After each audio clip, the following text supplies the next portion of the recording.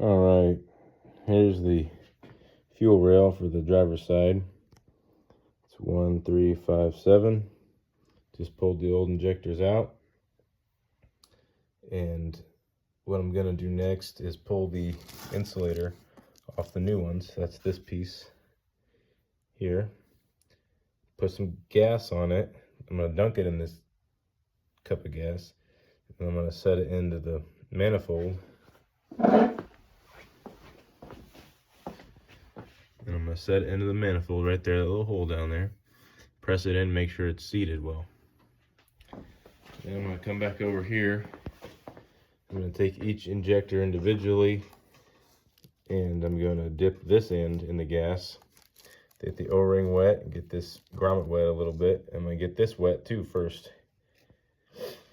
And I'm going to push it in and turn as I push it in, back and forth.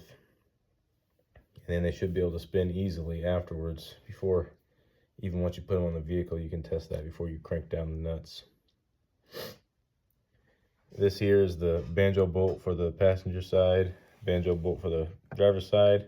There's 17 millimeter. There's a fuel line washer on top and bottom, and the crossover front pipe goes in between. This is the pulsation damper. It's a 22 millimeter. And I have this little setup to do that.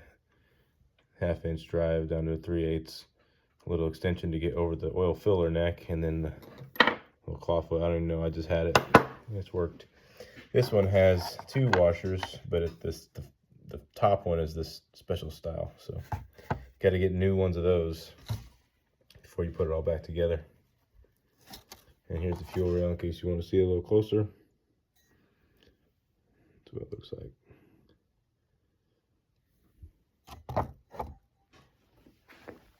Driver's side is already done.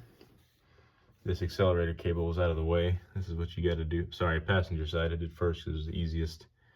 When you bring the rail in, you got to tip it out so the injectors are facing towards you, and you'll get past all this junk and without hitting anything, and you can gingerly set them in there. And then you need more light than I have here. I didn't have any light, so I put a light on this side so I can actually see, and I'll be able to see when those